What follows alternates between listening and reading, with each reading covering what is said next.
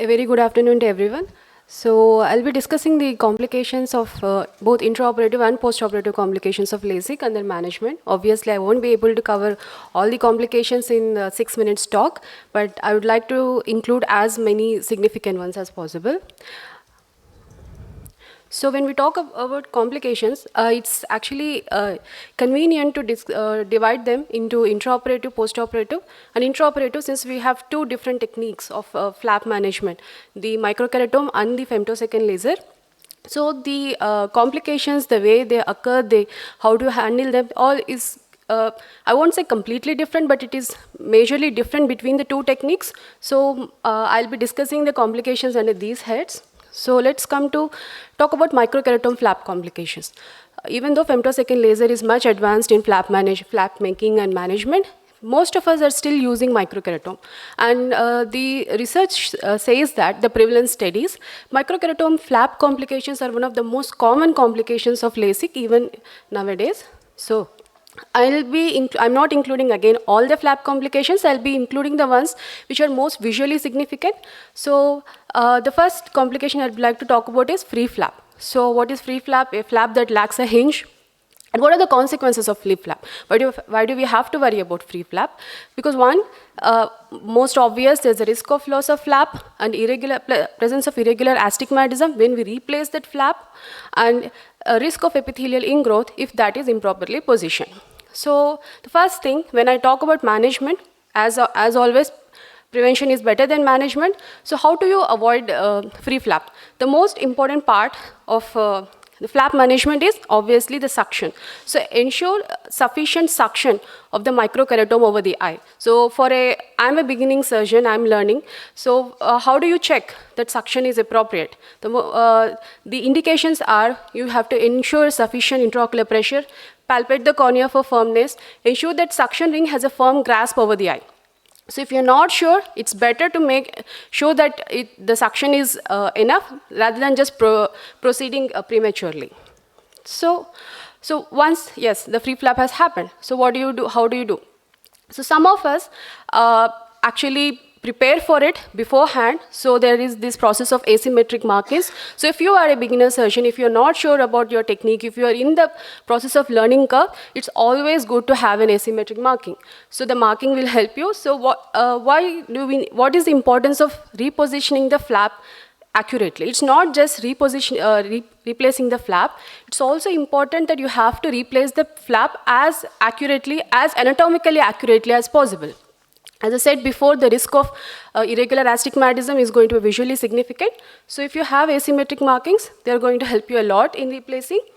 If you don't have, in the event that you don't have an asymmetric marking preoperatively, so there is this hypothesis, there is this theory that the flap, even with the best of the microkeratome, is thinner in the beginning and the end of the flap making, and it is thicker in the center. So it acts as a plus flap cylinder, and the stromal bed obviously is a mirror image of the flap. So by measuring the post-operative manifest refractive error, particularly the cylindrical error, that can help you in repositioning the flap again. So the patient, so in here, you just reposition the flap intraoperatively, and then based on the postoperative manifest refractive error, you go back, take the patient back to the OR, and rotate the flap based on the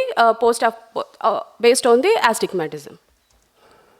But the limitation of this technique is, in this we are assuming that the ablation itself is not inducing any astigmatism, and it is not, so you have to take into account the preoperative astigmatism and then do these calculations. And next important is complication is irregular flaps and flap buttonhole. So we know these are ring-shaped flaps with a central hole or thin area. Again, the incidence of flap buttonholes is higher in microkeratome made flaps than femtosecond. So here again, there is machine-related and there is the patient anatomical related factors. So machine-related factors, as I'm going to talk about this again, is loss of suction during the transverse cut or inadequate suction. So inadequate suction or very high suction, like in case of central corneal buckling. So also the poor ocular surface You may have good suction, but poor lubrication of the corneal surface or keratoconus malfunction. So anything that is happening at the suction level can cause a flap buttonhole. So why do you have to worry about it? Again, it causes very high visual disturbances because most of the cases the buttonholes are in the center. So they're going to be very visually significant. And it's not just the higher order aberrations. The patient will suffer with loss of BCVA as well. So it is a very serious consequence, refractive surgery complication. So how do you avoid? Again, carefully set up, review your microkeratome, the laser, and the most important part of flap buttonhole. In the previous complication, we can go ahead with the ablation. But here, be cautious, do not ablate a poor quality bed. Do not ablate in case of a flap buttonhole. So in here, it's better to wait, let the buttonhole heal, and then you can go for a deeper flap at a later time. So next important one is flap striae and folds. So here I'm trying to show you how to differentiate microstriae and macrostriae. This differentiation is important because microstriae are usually visually insignificant. When I say visually insignificant, I'm talking about the BCVA, but they may have other visual aberrations like halos. But microstriae are the ones which are going to reduce the patient's BCVA, UDVA. So the differentiation is that macrostriae involves the stroma, and clinically, based on the fluorescein pooling, you can differentiate them. So again, as many other flap complications. Okay. So femtosecond laser, loss of suction is the most important one. Again, here, the patient-related factors are also there.